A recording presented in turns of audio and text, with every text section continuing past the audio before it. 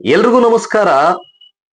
ನಮ್ಮ Sameer M D ಅವರು ಸೌಜನ್ಯ ಪ್ರಕರಣದಲ್ಲಿ ಯಾವುದೇ ಒಂದು ವಿಡಿಯೋ ಮಾಡಿದ್ರು ಕೂಡ ಅಲ್ಲಿ ಒಂದು ದೊಡ್ಡ ಮಟ್ಟದ ಒಂದು ಚರ್ಚೆ, ಇನ್ನೊಂದು ಮತ್ತೊಂದು ವಾದ ವಿವಾದಗಳು, ಮತ್ತೆ ಕೆಲವು ಸೋಕಾಲ್ಡ್ಗಳು, ಕೆಲವು ಕೆಲವರು ಇರ್ತಾರೆ. ಸೊ ಆ ಕೆಲವು ಸೋಕಾಲ್ಡ್ಗಳು ಏನ್ ಮಾಡ್ತಾರೆ ಅಂತಂದ್ರೆ, ಸಮೀರ್ ಎಂ ಡಿ ಮಾಡಿರೋದೆಲ್ಲ ಕೂಡ ಫ್ರಾಡು, ಸಮೀರ್ ಎಂ ಡಿ ಈ ಜಾತಿ, ಸಮೀರ್ ಎಂ ಡಿ ಆ ಜಾತಿ, ಸಮೀರ್ ಎಂ ಡಿಗೂ ಮತ್ತೆ ಸೌಜನ್ಯ ಪ್ರಕರಣಕ್ಕೂ ಏನ್ ಸಂಬಂಧ, ಸಮೀರ್ ಎಂ ಡಿಗೆ ಏನೋ ಮಾಡ್ತಾ ಇದ್ದಾರೆ, ಸಮೀರ್ ಎಂ ಡಿಗೆ ಯಾರೋ ದುಡ್ಡು ಕೊಟ್ಟು ಮಾಡಿಸ್ತಾ ಇದ್ದಾರೆ, ಸಮೀರ್ ಎಂ ಡಿ ಈ ಜಾತಿ ಅವನು.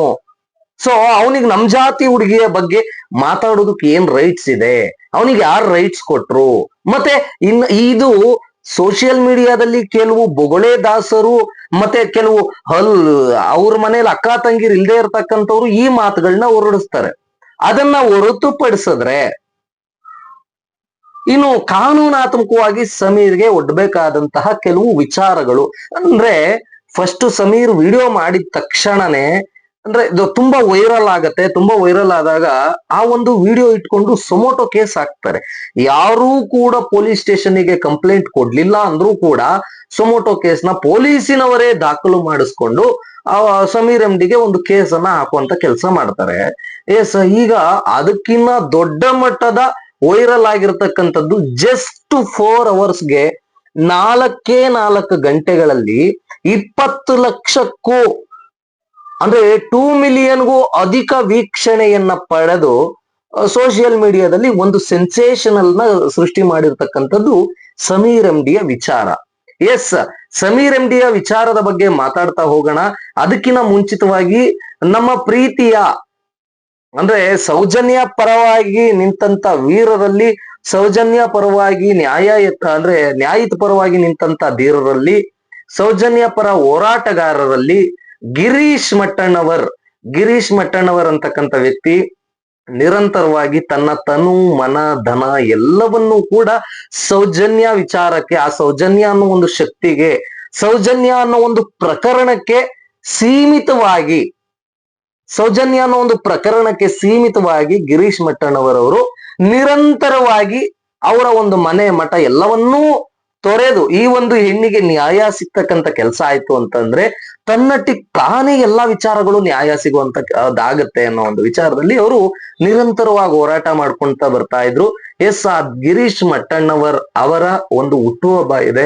ಆ ಒಂದು ಗಿರೀಶ್ ಮಟ್ಟಣ್ಣವರ್ ಅವರ ಹುಟ್ಟುಹಬ್ಬಕ್ಕೆ ಎಲ್ರು ಕೂಡ ವಿಶ್ ಮಾಡ್ತಾ ಇದ್ದೇವೆ. ಅದನ್ನ ಹೊರತುಪಡಿಸಿದ್ರೆ ಗಿರೀಶ್ ಮಟ್ಟಣ್ಣವರ್ ಅವ್ರಿಗೆ ಈಗಿರುವಂತ ಶಕ್ತಿನೇ ವಾಲ್ಕೇನೋ ಆಗಿ ಹೋಗ್ತಾ ಇದೆ. ಅದಕ್ಕಿನ್ನ ಹೆಚ್ಚಿನ ಶಕ್ತಿ ಅನ್ನೋದು ಬಂತು ಅಂತ ಅಂದ್ರೆ ಸೌಜನ್ಯ ಅನ್ನೋ ಪ್ರಕರಣಕ್ಕೆ ಇನ್ನೂ ಒಂದು ಬಲ ಆಗತ್ತೆ. ಸೌಜನ್ಯ ಪ್ರಕರಣಕ್ಕೆ ಸೌಜನ್ಯ ಪರವಾಗಿ ನ್ಯಾಯ ಕೇಳೋದಕ್ಕೆ ಹೋಗ್ತಾ ಇರುವಂತಹ ವೀರರಲ್ಲಿ ಧೀರರಲ್ಲಿ ಒಂದು ಬಲಿಷ್ಠವಾದಂತ ಕೈ ಹಿಂದೆ ಇದೆ ಅನ್ನುವಂತ ಒಂದು ಶಕ್ತಿ ಬರುತ್ತೆ. ಗಿರೀಶ್ ಮಟ್ಟಣ್ಣವರವ್ರು ಯಾವಾಗ್ಲೂ ಚೆನ್ನಾಗಿರ್ಬೇಕು. ಆ ತಾಯಿ ಚಾಮುಂಡೇಶ್ವರಿ ಆಗ್ಬೋದು, ಅಲ್ಲ ಆಗ್ಬೋದು, ಯೇಸು ಆಗ್ಬೋದು, ಎಲ್ಲಾ ಮುಕ್ಕೋಟಿ ದೇವತೆಗಳ ಆಶೀರ್ವಾದ ಕೂಡ ಗಿರೀಶ್ ಮಟ್ಟಣ್ಣವರವರ ಒಂದು ಜೀವಕ್ಕೆ ಅಥವಾ ಅವರ ಒಂದು ಶಕ್ತಿಗೆ ಬೆಂಬಲವಾಗಿ ಇನ್ನು ಆ ದೇವರು ಕೂಡ ಶಕ್ತಿ ಕೊಡ್ಲಿ ಅಂತ ಕೇಳ್ಕೊಂತೀವಿ. ಈಗ ನಮ್ಮ ಸಮೀರ್ ಎಂ ಡಿಯ ಒಂದು ವಿಚಾರವಾಗಿ ವಿಡಿಯೋನ ಸ್ಟಾರ್ಟ್ ಮಾಡ್ಬಿಡೋಣ. ಸಮೀರ್ ಎಂ ಡಿಯ ವಿಚಾರದಲ್ಲಿ ಮೊದಲು ವಿಡಿಯೋ ಮಾಡಿದಾಗ ನಿಜವಾಗ್ಲೂ ಕೂಡ ಬೇಜಾರಾಗುವಂತ ಸಂಗತಿನೂ ಕೂಡ ಇದೇನೆ. ಸಮೀರ್ ಎಂ ಡಿ ವಿಚಾರದಲ್ಲಿ ಮೊದಲು ಸಮೀರ್ ಎಂ ಡಿ ಏನ್ ವಿಡಿಯೋ ಮಾಡಿದಾಗ ನೀವು ನಂಬ್ತೀರಾ ನಂಬಲ್ವಾ ಎಲ್ರಿಗೂ ಕೂಡ ಆಲ್ಮೋಸ್ಟ್ ಗೊತ್ತಿರುತ್ತೆ. ಸುಮಾರು ಜನ ನಾವು ಮುಂದೆ ಬರ್ತೀವಿ, ನಾವು ನಿಮ್ ಜೊತೆಗಿದ್ದೇವೆ ಅಂತ ಸುಮಾರು ಯೂಟ್ಯೂಬರ್ಸ್ಗಳು ಇನ್ನೊಂದು ಮತ್ತೊಂದು ಎಲ್ಲ ವಿಡಿಯೋ ಮಾಡುವಂತ ಕೆಲಸ ಮಾಡಿದ್ರು. ಈಗ ಎಲ್ಲಿ ಹೋಗಿದ್ದಾರೆ? ಸಮೀರ್ ಎಂ ಡಿಗೆ ಫಸ್ಟ್ ವಿಡಿಯೋದಲ್ಲೇನೆ ಸುಮೋಟೋ ಕೇಸ್ನ ದಾಖಲು ಮಾಡಿದಂತ ಒಂದು ನಮ್ಮ ಸರ್ಕಾರ ಈಗ ಇನ್ನೂ ದೊಡ್ಡ ಮಟ್ಟಕ್ಕೆ ಚರ್ಚೆ ಆಗ್ತಾ ಇರತಕ್ಕಂಥದ್ದು ಮತ್ತೆ ಧರ್ಮಸ್ಥಳದಲ್ಲಿ ನಡೆದಿರ್ತಕ್ಕಂಥ ವಿಚಾರಧಾರಣೆಗಳ ಕುರಿತು ಇಂಚಿಂಚು ಮಾಹಿತಿಗಳನ್ನ ಸಮೀರ್ ಅವರು ಅರ್ಪಿಸ್ಕೊಂತಾ ಇರ್ತಕ್ಕಂಥದ್ದು. ಮತ್ತೆ ಇಂಚಿಂಚು ಮಾಹಿತಿಗಳನ್ನ ನಾನು ಹೇಳಿದ್ನಲ್ಲ ಆಗ್ಲೇನೆ, ಬರೀ 4 ಗಂಟೆಗಳಲ್ಲಿ 20 ಲಕ್ಷಕ್ಕೂ ಅಧಿಕ ವೀಕ್ಷಣೆಗಳನ್ನ ಪಡೆದಂತಹ ಒಂದು ವಿಡಿಯೋ ಈಗ ಆಲೆ ನೀವೇ ನೋಡ್ತಾ ಇದ್ದೀರಿ. ಆಲೆನೆ ಸುಮಾರು ರೀಚ್ ಆಗಿದೆ. ಲಕ್ಷ ಲಕ್ಷ ಲಕ್ಷ ಲಕ್ಷ ಜನಗಳಿಗೆ ರೀಚ್ ಆಗ್ತಾ ಇರುವಂತದ್ದು. ಮತ್ತೆ ಈ ಒಂದು ವಿಚಾರದಲ್ಲಿ ಸಮೀರ್ ಎಂ ಡಿ ಅವರು ಬಹಳ ದೃಢವಾಗಿ ದೃಢವಾಗಿ ಹೆಜ್ಜೆ ಇಟ್ಟಿರ್ತಕ್ಕಂಥದ್ದು, ದೃಢವಾಗಿ ಹೆಜ್ಜೆ ಇಟ್ಟಿದ್ದಾರೆ. ಸೊ ಅವರ ಜೊತೆಗೆ ಇವತ್ತಿನ ದಿನಕ್ಕೆ ಆಗ್ಲಿ, ಅವು ಈ ಒಂದು ಕೇಸ್ ಸಾಲ್ಡ್ ಆದ್ಮೇಲಾದ್ರೂ ಕೂಡ ಸಮೀರ್ ಡಿ ಪರವಾಗಿ ನಾವು ನಿಂತ್ಕೊಳ್ತಕ್ಕಂಥದ್ದು ನಮ್ಮ ಧರ್ಮ. ಯಾಕೆ ಅಂತ ಅಂದ್ರೆ ಈ ಕೇಸ್ ಸಾಲ್ಡ್ ಆಯ್ತು ಅಂತಂದ್ರು ಕೂಡ ಆಮೇಲೆ ಮುಗಿಸುವಂತಹ ಹುನ್ನಾರಗಳು, ಸಮೀರ್ ಡಿ ಅವರನ್ನ ಏನಾದ್ರೂ ಮಾಡ್ಬೇಕು ಅನ್ನುವಂತ ಹುನ್ನಾರಗಳು ಖಂಡಿತವಾಗಿ ದಿನದಿಂದ ದಿನಕ್ಕೆ ಅದು ಬರ್ತಲೇ ಇರುತ್ತೆ. ಸೊ ಸಮೀರ್ ಡಿಯ ಒಂದು ಏನಂತಾರೆ, ಅವರ ಒಂದು ಜವಾಬ್ದಾರಿ ನಮ್ಮೆಲ್ಲರ ಹೊಣೆ ಆಗಿರ್ಬೇಕು. ನ್ಯಾಯದ ಪರವಾಗಿ ನಿಂತಿರ್ತಕ್ಕಂಥವ್ರಿಗೆ ಯಾರೇ ಆದ್ರೂ ಕೂಡ ಅವರೆಲ್ಲರ ಹೊಣೆ ಆಗಿರ್ಬೇಕು ಸಮೀರ್ ಡಿಯ ಒಂದು ವಿಚಾರ. ಎಸ್, ಈಗ ಸಮೀರ್ ಡಿ ಅವರು ಮತ್ತೆ ವಿಡಿಯೋ ಮಾಡಿದ್ದಾರೆ, ಅದು ಬಹಳ ದೊಡ್ಡ ಮಟ್ಟದ ಚರ್ಚೆ ಆಗ್ತಾ ಇರೋದು ಒಂದು ಕಡೆ. ಆದ್ರೆ ತಮ್ಮೆಲ್ರಿಗೂ ತಿಳಿದಿರೋ ಹಾಗೆ ಅನಾಮಿಕ ಅಂತಕ್ಕಂತ ಆ ಒಂದು ಹೆಸರುಗಳನ್ನ ಹೇಳ್ತಾ ಇದ್ವಿ. ಸೊ ಈಗ ಹೆಸರುಗಳು ಕೂಡ ಗೊತ್ತಾಗಿರ್ತಕ್ಕಂಥದ್ದು. ಮಂಡ್ಯ ಮೂಲದ ಭೀಮಾ ಅನ್ನೋರು ಏನು ಆ ಧರ್ಮಸ್ಥಳದಲ್ಲಿ ಇಷ್ಟು ವರ್ಷಗಳ ಕಾಲ, ಅಂದ್ರೆ ಆ ಒಂದು 10 ವರ್ಷಗಳಕ್ಕೂ ಅಧಿಕ ಹೆಚ್ಚಿನ ವರ್ಷಗಳಲ್ಲಿ ಕೆಲಸ ಮಾಡಿ ಅವರು ಅಲ್ಲಿ ಆ ಒಂದು ಹಿಂಸೆನ, ಆ ನೋವನ್ನ ತಡ್ಕೊಳಕ್ಕಾಗದೆ ಮತ್ತೆ ಮನೆಯವ್ರನ್ನೆಲ್ಲ ಸಾಯಿಸ್ತೀನಿ, ನೋಯಿಸ್ತೀನಿ, ಬೇಯಿಸ್ತೀನಿ ಅನ್ನೋ ಒಂದು ವಿಚಾರಕ್ಕೆ ಬೇಸತ್ತು ಯಾರಿಗೂ ಹೇಳದೆ ಕೇಳದೆ ಅವರ ಒಂದು ಮೂಲಗಳು ಕೂಡ ಸಿಗದೆ ಇರೋ ತರ ಮಾಡಿ ಧರ್ಮಸ್ಥಳದಿಂದ ಪರಾರಿಯಾಗಿರ್ತಾರೆ. ಅಂದ್ರೆ ಬೇರೆ ಕಡೆಗೆ ಹೋಗಿರ್ತಾರೆ, ಬೇರೆ ರಾಜ್ಯಕ್ಕೆ, ಹೊರ ರಾಜ್ಯಕ್ಕೆ ಹೋಗಿ ಇಷ್ಟು ವರ್ಷಗಳು ಕೂಡ ಪಶ್ಚಾತ್ತಾಪದ ಒಂದು ಹೊಳಿಯಲ್ಲೇ ಮುಳುಗಿದ್ರು ಅನ್ಸುತ್ತೆ ಭೀಮಾ ಅವರು.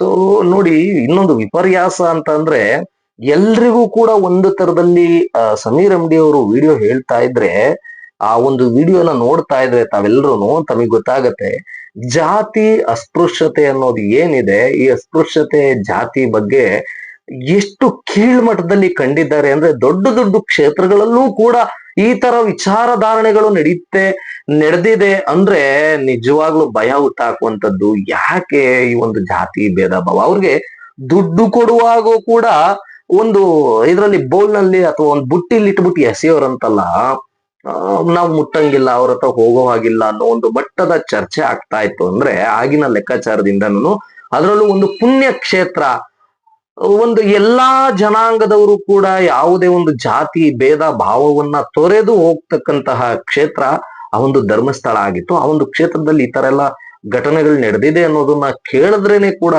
ಎದ್ದೆ ಜಲ್ ಅನ್ನತ್ತೆ. ಎಷ್ಟು ಅಸ್ಪೃಶ್ಯತೆಯಿಂದನ ಈ ಒಂದು ಕೀಳು ವರ್ಗದ ಜನಾಂಗದವರು ಎಷ್ಟು ಮಟ್ಟಿನ ನೋವನ್ನ ಅನುಭವಿಸಿರ್ಬೋದು ಅನ್ನೋದು ಇಂಥ ವಿಚಾರಗಳಲ್ಲಿ ಕಾಣುತ್ತೆ. ಎಸ್, ಆ ಒಂದು ವಿಚಾರ ಪಕ್ಕಕ್ಕಿಡೋಣ. ಇನ್ನು ಆ ಒಂದು ಧರ್ಮಸ್ಥಳದಲ್ಲಿ ನೂರಾರು ಶವಗಳನ್ನ ಹೂತಾಕಿರುವಂತದ್ದು ನಾವೀಗ ಈಗಾಗಲೇ 3-4 ವಿಡಿಯೋಗಳಲ್ಲಿ ಕೂಡ ನಾವು ಹೇಳ್ತಾನೆ ಬರ್ತಾ ಇದ್ದೇವೆ. 3-4 ಶವಗಳನ್ನ ಹೂತು ಆ ಶವದ ಅಂದ್ರೆ ಆ ಶವಕ್ಕೆ ಸಂಬಂಧಪಟ್ಟಂತದ್ದು, ಆ ಒಂದು ವ್ಯಕ್ತಿಗೆ ಸಂಬಂಧಪಟ್ಟಂತಹ ಯಾವುದೇ ಒಂದು ವಿಚಾರಧಾರಣೆಗಳಾದ್ರೂ ಕೂಡ ಅದನ್ನ ಒಂದು ಕಡೆ ಅಂದ್ರೆ ಬಟ್ಟೆ, ಆ ಥಿಂಗ್ಸ್ಗಳು, ಒಂದು ಒಡವೆ ಆಗ್ಬೋದು, ಅಥವಾ ಒಡವೆ ಎಲ್ಲ ತಗೊಳ್ತಾ ಇದ್ರೇನೋ ಏನೋ ಗೊತ್ತಿಲ್ಲ, ಆದ್ರೆ ಆ ಥಿಂಗ್ಸ್ಗಳು ಏನ್ ಸೀರೆ ಆಗ್ಲಿ, ಆ ಒಳ ಉಡುಪುಗಳೇ ಸಿಗ್ತಾ ಇರ್ಲಿಲ್ವಂತಲ್ಲ ಗುರು. ಎಷ್ಟು ಅಸಹ್ಯ ಅನ್ಸುತ್ತೆ. ಆ ಉಡುಪುಗಳೇ ಇಲ್ದೇನೆ ಆ ಒಂದು ಯಾವುದೇ ಒಂದು ಬಾಡಿ ಆದ್ರೂ ಕೂಡ ಅದಕ್ಕೆ ಒಳ ಉಡುಪುಗಳೇ ಇರ್ತಾ ಇರ್ಲಿಲ್ವಂತೆ. ಕೆಲವು ಲಾಡ್ಜಸ್ಗಳು ಈ ಲಾಡ್ಜ್ಗಳ ಬಗ್ಗೆ ಹೇಳಿದ್ದಾರೆ. ಸೊ ಅದನ್ನ ಪ್ರತ್ಯೇಕವಾಗಿ ನಾವೇನ್ ಮೆನ್ಷನ್ ಮಾಡೋದ್ ಬೇಡ. 4-5 ಲಾಡ್ಜ್ಗಳಲ್ಲೇ ಸಿಗ್ತಕ್ಕಂಥದ್ದು, ಆ 4-5 ಲಾಡ್ಜ್ಗಳಲ್ಲಿ ಸಿಗ್ತಕ್ಕಂತ ಹೆಣಗಳನ್ನ ಊತಾಕುವಂತ ಕೆಲಸಗಳನ್ನ ನಿರಂತರವಾಗಿ ಭೀಮಾ ಅವರು ಮಾಡ್ಕೊಂತ ಬರ್ತಾ ಇದ್ರಂತೆ. ಪಾಪ ಅವ್ರಿಗೆ ಈ ಒಂದು ಹಿಂಸೆನ ತಡ್ಕೊಳ್ಳೋದಕ್ಕಾಗದೇನೆ ಹೊರ ಹೋಗಿದ್ದಾರೆ. ಹೊರ ಹೋಗಿದ್ದು ಕೂಡ ಒಳ್ಳೇದೇ ಒಂದ್ ಲೆಕ್ಕಾಚಾರಕ್ಕೆ. ಮತ್ತೆ ನೋಡಿ, ಊರ್ಗ್ ಹೋಗಿದ್ರಂತಲ್ಲ ಸೌಜನ್ಯ ಪ್ರಕರಣದಲ್ಲಿ, ಏನಾದ್ರೂ ಅಪ್ಪಿ ತಪ್ಪಿ ಅವತ್ತು ಊರ್ಗ್ ಹೋಗದೇನೆ ಅಪ್ಪಿ ತಪ್ಪಿ ಭೀಮಾ ಅವ್ರು ಏನಾದ್ರು ಇದ್ರು ಅಂತ ಅಂದಿದ್ರೆ ಆ ಜಾಗದಲ್ಲಿ, ಸೌಜನ್ಯ ಪ್ರಕರಣ ಅನ್ನೋದು, ಆ ಸೌಜನ್ಯ ಅನ್ನೋ ಒಂದು ಹುಡುಗಿ ಅಂತಕ್ಕಂಥದ್ದು ನಿಗೂಢವಾಗಿ ಎಲ್ಲೋ ಹೋಗಿದ್ದಾರೆ, ಯಾರ ಜೊತೆಗೋ ಹೊಡೋಗ್ಬಿಟ್ಟಿದ್ದಾರೆ, ಯಾರೋ ಪ್ರೇಮಿ ಜೊತೆ ಹೊಡೋಗ್ಬಿಟ್ಟಿದ್ದಾರೆ, ಓಕೆನಾ, ಅಥವಾ ಕಣ್ಣು ಮನೆ ಕಾಣದಾಗ ಮನೆಯವ್ರು ಏನೋ ತೊಂದರೆ ಕೊಟ್ಟಿರೋದ್ರಿಂದ ಎಲ್ಲೋ ಹೊಡೋಗ್ಬಿಟ್ಟಿದ್ದಾರೆ. 108 ವದಂತಿಗಳು ಕೇಳ್ಬರೋ ತರದಲ್ಲಿ ಆಗೋಗ್ಬಿಟ್ಟಿರೋದಲ್ಲ ವೀಕ್ಷಕರೇ. ಅವತ್ತು ಏನಾದ್ರೂ ಭೀಮಾ ಅವರು ಸೌಜನ್ಯ ಪ್ರಕರಣದ ಒಂದು ಸೌಜನ್ಯ ಬಾಡಿನೂ ಕೂಡ ಅವ್ರು ಏನಾದ್ರು ಶವನ ಹೂತಾಕಿದ್ರು ಅಂತ ಅಂದಿದ್ರೆ ಇವತ್ತಿನ ದಿನಕ್ಕೆ ಈ ತರ ಆಗ್ತಾ ಇರ್ಲಿಲ್ಲ. ಸೌಜನ್ಯ ಅನ್ನೋ ಪ್ರಕರಣನ ಇವತ್ತು ನಾವಾಗ್ಲಿ ಅಥವಾ ಇನ್ನೂ ಅನೇಕ ಲಕ್ಷಾಂತರ ಕೋಟ್ಯಾಂತರ ಜನ ಸೌಜನ್ಯ ಪ್ರಕರಣಕ್ಕೆ ನ್ಯಾಯ ಸಿಗ್ಬೇಕು, ಸೌಜನ್ಯಂಗೆ ಆ ಒಂದು ಸಾವಿಗೆ ನ್ಯಾಯ ಸಿಗ್ಬೇಕು, ಜಸ್ಟಿಸ್ ಫಾರ್ ಸೌಜನ್ಯ ಅನ್ನೋ ಒಂದು ಟ್ಯಾಗೆ ಇಲ್ದಂಗ ಆಗ್ಬಿಟ್ಟಿರೋದಲ್ಲಪ್ಪ. ದೇವ್ರೆ, ನೆನೆಸ್ಕೊಂಡ್ರೇನೆ ಮೈಯೆಲ್ಲ ಜುಮ್ ಅನ್ನತ್ತಲ್ಲ. ಇನ್ನು ಆ ವ್ಯಕ್ತಿ ಎಷ್ಟು ರೋದನೆ ಪಟ್ಟಿರ್ಬಹುದು, ಮತ್ತೆ ಆ ವ್ಯಕ್ತಿಗೆ ಏನ್ ಮಾಡ್ಲಿಕ್ಕೆ ತಾನೇ ಸಾಧ್ಯ? ನಾವ್ ಹೇಳಿದ್ ಕೆಲಸ ಮಾಡ್ಲಿಲ್ಲ ಅಂತಂದ್ರೆ, ಈಗ ಒಂದು ಜಾಗದಲ್ಲಿ ಇಟ್ಕೊಂಡು ನಾವು ಎಲ್ಲೋ ಒಂದ್ ಕೆಲಸ ಮಾಡ್ತಾ ಇದ್ದಾಗ ನಾವ್ ಹೇಳಿದ್ ಕೆಲಸ ಮಾಡ್ಲಿಲ್ಲ ಅಂದ್ರೆ ನಿಮ್ಮನ್ನ ಸಾಯಿಸ್ತೀವಿ ಅಂತ ಈಗಂದ್ರೆ ಅದನ್ನ ಇಮಿಡಿಯೇಟ್ ಆಗಿ ಪೊಲೀಸು ಮತ್ತೊಂದು ಮಗದೊಂದು ಅಂತ ಅಂದ್ಬಿಟ್ಟು 108 ಬರುತ್ತೆ. ಆದ್ರೆ ಅವತ್ತಿನ ದಿನದಲ್ಲಿ ಅವ್ರ ಕತೆ ಏನಾಗಿರ್ಬೋದು, ಅವ್ರು ಎಷ್ಟು ನೋವನ್ನ ಪಟ್ಕೊಂಡಿರ್ಬೋದು. ಯಾಕೆಂದ್ರೆ ಅಲ್ಲಿ ಧರ್ಮಸ್ಥಳದಲ್ಲಿ ಕೇಳೋರಾದ್ರೂ ಯಾರು ಸ್ವಾಮಿ? ಆ ಧರ್ಮಸ್ಥಳದಲ್ಲಿ ಅವ್ರಿಗೆ ಏನೋ ಒಂದು ವಿಚಾರ ಆಗಿದೆ, ಆ ವಿಚಾರಕ್ಕೆ ಸಂಬಂಧಪಟ್ಟಂತೆ ಏನೋ ಒಂದು ಹೆಚ್ಚು ಕಮ್ಮಿ ಆಗಿದೆ ಅಂತ ಅಂದ್ರೂ ಕೂಡ ಅದನ್ನ ಕೇಳೋರ್ ಯಾರು? ಆ ಒಂದು ವಿಚಾರಕ್ಕೆ ಪೊಲೀಸ್ ವರ್ಗದವರೇ ಆದ್ರೂ ಕೂಡ ಅವ್ರಿಗೆ ಬೆಂಬಲವಾಗಿ ನಿಂತ್ಕೊಳ್ತಕ್ಕಂಥವ್ರಿಗೆ ಯಾರು? ಸೊ ಆ ವ್ಯಕ್ತಿ ನರಕ ಯಾತನೆ ಪಟ್ಟಿರ್ತಕ್ಕಂಥದ್ದು ನಿಜವಾಗ್ಲೂ ವಿಷಾದನೀಯ ಸಂಗತಿನೇ. ಸೊ ಆ ಒಂದು ವಿಚಾರಗಳು ಈಗ ಬೆಳಕಿಗೆ ಬಂದಿರೋದು. ನಿಜವಾಗ್ಲೂ ಪುಣ್ಯಕ್ಷೇತ್ರ ಅಂತ ಅನ್ನೋದು ಧರ್ಮಸ್ಥಳ. ಆ ಒಂದು ಧರ್ಮಸ್ಥಳದಲ್ಲಿ ಈ ತರ ಅನಾಚಾರ, ಅತ್ಯಾಚಾರಗಳು, ಕೊಲೆ, ಸುಲಿಗೆ ಎಲ್ಲ ಆಗಿರೋ ಕಾರಣ ಆ ಸ್ವಾಮಿ ಮಂಜುನಾಥ ಸ್ವಾಮಿ ಆಗ್ಬಹುದು ಅಥವಾ ಅಣ್ಣಪ್ಪ ಸ್ವಾಮಿ ಆಗ್ಬಹುದು, ಅವರು ಪಣ ತೊಟ್ಕೊಂಡು ನಿಂತ್ಕೊಂಡ್ಬಿಟ್ರು ಅನ್ಸುತ್ತೆ, ಅಥವಾ ಅಲ್ಲಿನ ದೈವಗಳಾಗ್ಬೋದು. ಈ ಒಂದು ನಾಡಿನಲ್ಲಿ, ತುಳು ನಾಡಿನಲ್ಲಿ ಈ ತರ ಎಲ್ಲ ಆಗಿದೆ. ಇಷ್ಟು ಅತ್ಯಾಚಾರ, ಅನಾಚಾರಗಳು, ದೊಂಬಿಗಳು, ಗಲಾಟೆಗಳು, ಕೊಲೆಗಳು, ಸುಲಿಗೆಗಳು ಆಗಿರ್ತಕ್ಕಂಥ ಒಂದು ಕ್ಷೇತ್ರದಲ್ಲಿ ಮತ್ತೆ ಪುನರ್ ಸ್ಥಾಪಿಸ್ಬೇಕು, ಮತ್ತೆ ಸತ್ಯಯುಗ ಅಂತಕ್ಕಂಥ ಅಂದ್ರೆ ಏನ್ ಆ ಒಂದು ತುಳುನಾಡು ಅಂದ್ರೆ ದೈವಗಳ ನಾಡು ಅಂತಂದು ಏನ್ ಕರಿತಾ ಇದ್ರು, ಆ ದೈವಗಳ ನಾಡು ಅನ್ನೋದಕ್ಕೆ ಅಷ್ಟೇ ಪ್ರಬಲವಾದ ಹೆಸರುಗಳು ನಿರಂತರವಾಗಿ ಉಳಿಬೇಕು ಅನ್ನೋ ಸಲುವಾಗಿನೇ ಎಲ್ಲಾ ದೈವಗಳು, ಅಣ್ಣಪ್ಪ ಸ್ವಾಮಿ, ಮಂಜುನಾಥ ಸ್ವಾಮಿ ಎಲ್ಲರೂ ಸೇರ್ಕೊಂಡು ಈ ಒಂದು ಈ ವ್ಯಕ್ತಿಗೆ ಮನ್ಸ್ ಕೊಟ್ಟು ಹೊರಗಡೆ ಬರೋ ತರ ಮಾಡಿರ್ಬಹುದು ಅನ್ಸತ್ತೆ ವೀಕ್ಷಕರೇ. ಎಸ್, ಈ ವ್ಯಕ್ತಿ ಅದು ಬಂದಿರೋದು ಬಹಳ ಖುಷಿ ವಿಚಾರ. ಈ ವ್ಯಕ್ತಿಗೆ ನಿಜವಾಗ್ಲೂ ಕಾನೂನು ಆಗ್ಬೋದು ಅಥವಾ ಅಲ್ಲಿನ ಲೋಕಲ್ ಅಥಾರಿಟೀಸ್ ಆಗ್ಬೋದು, ಯಾರೇ ಒಬ್ರು ಆಗ್ಬೋದು, ಈ ವ್ಯಕ್ತಿಯ ಪರವಾಗಿ ನಿಂತ್ಕೋಬೇಕು. ಯಾರು ಈ ಭೀಮಾ ಅಂತಕ್ಕಂಥ ವ್ಯಕ್ತಿಯ ಪರವಾಗಿ ನಿಂತ್ಕೊಳ್ಳೋದು ಬೇಕಾಗಿಲ್ಲ, ಈ ವ್ಯಕ್ತಿಯ ಬೆಂಗಾವಲಾಗಿ ನಿಂತ್ಕೊಂಡಿರ್ಬೇಕು. ಯಾಕೆಂದ್ರೆ ಯಾವ ಮೂಮೆಂಟ್ ಅಲ್ಲಿ ನೂರಾರು ಜನಗಳನ್ನ ಸಾಯಿಸಿರ್ತಕ್ಕಂಥ ಆ ಒಂದು ದುಷ್ಟರು, ಕಾಮಾಂಧರು ಈ ವ್ಯಕ್ತಿನ ಸಾಯಿಸಲ್ಲ ಅಂತ ಏನ್ ಗ್ಯಾರಂಟಿ ಅಲ್ವಾ? ಸೊ ಸಾಯಿಸ್ಬಹುದು. ಸೊ ಈ ವ್ಯಕ್ತಿನೂ ಕೂಡ ಹೇಳ್ಕೊಳಕ್ ಹೆಸರು ಇಲ್ದಂಗ್ ಮಾಡಾಕ್ ಬಿಡ್ಬೋದು. ಹಾಗಾಗಿ ಈ ವ್ಯಕ್ತಿಯನ್ನ ನಾವು ಬೆಂಬಲಿಸೋದಾಗ್ಬಹುದು, ಈ ವ್ಯಕ್ತಿಯ ಜೊತೆಗೆ ನಾವು ನಿಂತ್ಕೊಳ್ತಕ್ಕಂಥ ಕೆಲಸ ಮಾಡ್ಬೇಕು. ಎಸ್, ಇದು. ಇನ್ನು ಮೂರನೇ ವಿಚಾರ ಅಂತ ಬಂದಾಗ ನಮ್ಮ ಕೂಡ್ಲ ರ್ಯಾಂಪೇಜ್ ಅಜಯ್ ಎಷ್ಟರ ಮಟ್ಟಿಗೆ ಆ ವ್ಯಕ್ತಿಯ ಒಂದು ಮಾನಸಿಕವಾಗಿ ಕುಗ್ಸೋಂತ ಪ್ರಯತ್ನ ಮಾಡ್ತಾ ಇದ್ದಾರೆ ಅಜಯ್ಗೆ ಅಂದ್ರೆ, ಕೂಡ್ಲ ರ್ಯಾಂಪೇಜ್ ಅಜಯ್ಗೆ ಅಷ್ಟ್ರ ಮಟ್ಟಿಗೆ ಮಾನಸಿಕವಾಗಿ ಕುಗ್ಸುವಂತ ಪ್ರಯತ್ನ ಮಾಡ್ತಾ ಇದ್ದೀವಿ ಅನ್ನೋ ಒಂದು ಭ್ರಮೆಯಲ್ಲಿ ಅವ್ರು ಬದುಕ್ತಾ ಇರುವಂತದ್ದೇ ವಿಷಾದನೀಯ. ನಾವು ಅಜಯ್ನ ಕುಗ್ಗಿಸ್ತಾ ಇದ್ದೇವೆ, ಅಜಯ್ನ ನಾವು ಇನ್ನ ನೆಕ್ಸ್ಟ್ ಅವ್ನ್ ಮಾಡಬಾರ್ದು, ಯಾವುದೇ ಕೆಲಸಗಳನ್ನ ಮಾಡಲ್ಲ ಅನ್ನೋ ಒಂದು ಭ್ರಮೆಯಲ್ಲಿ ಅವರು ಅಜಯ್ನ ಚಾನಲ್ಗಳನ್ನ, ಕೂಡ್ಲ ರ್ಯಾಂಪೇಜ್ ಫಸ್ಟ್ ಚಾನಲ್ ಏನಿತ್ತು ಆ ಚಾನಲ್ ನ ಮುಚ್ಚುವಂತ ಕೆಲಸ ಮಾಡಿದ್ರು. ಅದಾದ್ಮೇಲೆ ಕೂಡ್ಲ ರ್ಯಾಂಪೇಜ್ ಪ್ಲಸ್ ಅಂತ ಮಾಡಿದ್ರು, ಆ ಚಾನಲ್ ಅನ್ನು ಕೂಡ ಮುಚ್ಚುವಂತ ಕೆಲಸ ಮಾಡಿದ್ರು. ಈಗ ಕೂಡ್ಲ ರ್ಯಾಂಪೇಜ್ ಪ್ಲಸ್ ಅಂತ ಮಾಡಿದ್ದಾರೆ. ನೀವು 1000 ಚಾನಲ್ ಮುಚ್ಚಾಕಸ್ರಿ.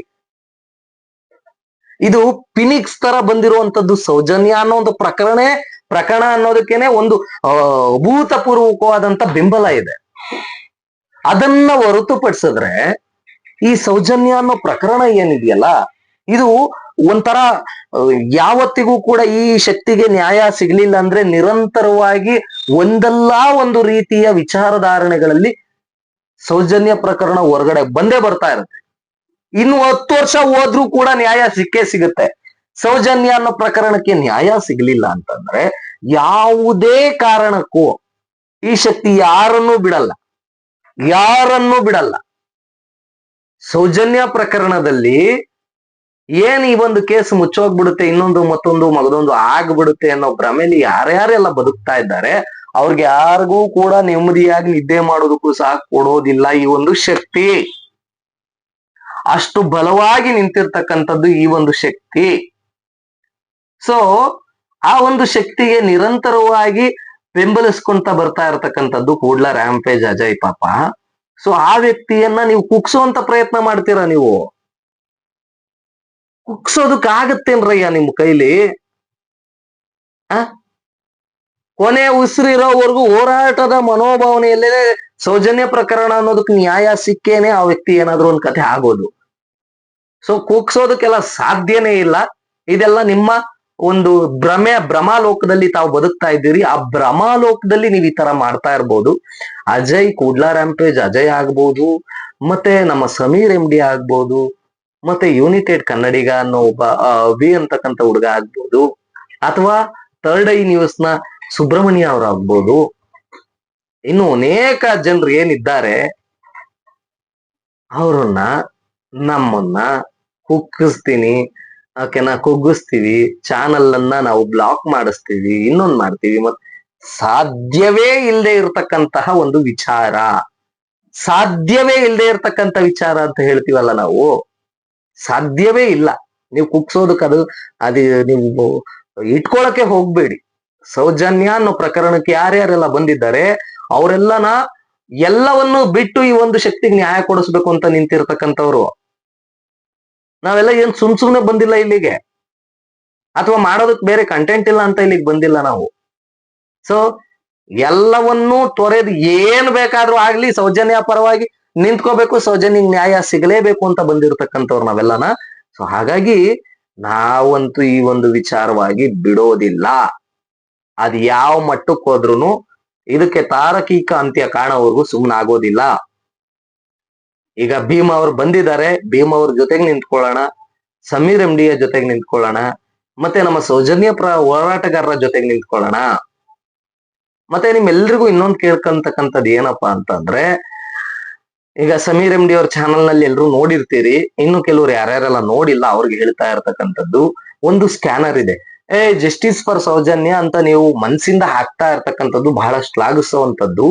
ಅದನ್ನ ಹೊರತುಪಡಿಸಿ ಈಗ ಒಂದು ಸ್ಕ್ಯಾನ್ ಇದೆ, ನಿಮ್ಮ ಮನಸ್ಸಿನ ಅನಿಸಿಕೆ ಸೌಜನ್ಯ ಪರ ಹೋರಾಟಗಾರರಿಗಾಗ್ಲಿ ಅಥವಾ ಸೌಜನ್ಯ ಪರವಾಗಿ ನೀವು ಬೆಂಬಲಕ್ಕೆ ನಿಂತ್ಕೊಂತೀರಾ ಅನ್ನೋದಾಗ್ಲಿ ಇಲ್ಲ ಅನ್ನೋದಾಗ್ಲಿ, ಅಥವಾ ಸೌಜನ್ಯ ಪ್ರಕರಣ ಅಂತಕ್ಕಂಥದ್ದು ಮಿಸ್ಟರಿಯಸ್ ಆಗಿ ಉಳಿದಿದೆ, ಆ ಒಂದು ಮಿಸ್ಟರಿ ಕೇಸ್ ನ ನೀವು ಸಾಲ್ವ್ ಮಾಡೋದು ಅಂದ್ರೆ ಸಾಲ್ವ್ ಮಾಡೋದಕ್ಕೆ ಮುಂದಿನ ಒಂದು ಸ್ಟೆಪ್ಸ್ ನ ಇಡೋದಕ್ಕೆ ತಮ್ಮೆಲ್ಲರ ಬೆಂಬಲ ಕೂಡ ಬಹಳ ಮುಖ್ಯ ಆಗಿದೆ. ಸೊ ಹಾಗಾಗಿ ಇಲ್ಲಿ ಕೊಟ್ಟಿರ್ತಕ್ಕಂಥ QR ಸ್ಕ್ಯಾನ್ಸ್ ಏನಿದೆ, ಆ ಕೋಡ್ ಏನಿದೆ, QR ಸ್ಕ್ಯಾನ್ಸ್ ಕೋಡ್, ಇದಕ್ಕೆ ದಯವಿಟ್ಟು ಹೋಗಿ ತಮ್ಮ ಅಭಿಪ್ರಾಯಗಳನ್ನ ತಾವು ತಿಳಿಸಿ. ಓಕೆನಾ, ನಮ್ಮ ಚಾನಲ್ ಅಲ್ಲೂ ಕೂಡ ಹಾಕಿದ್ದೇವೆ. ಓಕೆ, ಯೂಟ್ಯೂಬ್ ಆಗ್ಬೋದು, ಫೇಸ್ಬುಕ್ ಆಗ್ಬೋದು, ಅಥವಾ ಇನ್ಸ್ಟಾಗ್ರಾಮ್ ಆಗ್ಬೋದು, ಇವೆಲ್ಲ ಚಾನಲ್ಗಳಲ್ಲೂ ಕೂಡ ನಾವು ಹಾಕಿದ್ದೇವೆ. ಸೊ ಮಿಸ್ ಮಾಡ್ದೇನೆ ಈ ಒಂದು ವಿಚಾರದಲ್ಲಿ ಧ್ವನಿ ಎತ್ತತಕ್ಕಂಥ ಕೆಲಸ ಮಾಡೋಣ, ಎಲ್ರ ಜೊತೆಯಾಗಿ ನಿಂತ್ಕೊಳ್ಳೋಣ. ಮುಂದಿನ ದಿನಗಳಲ್ಲಿ ಯಾವುದೇ ಹೆಣ್ಮಕ್ಳಿಗೂ ಕೂಡ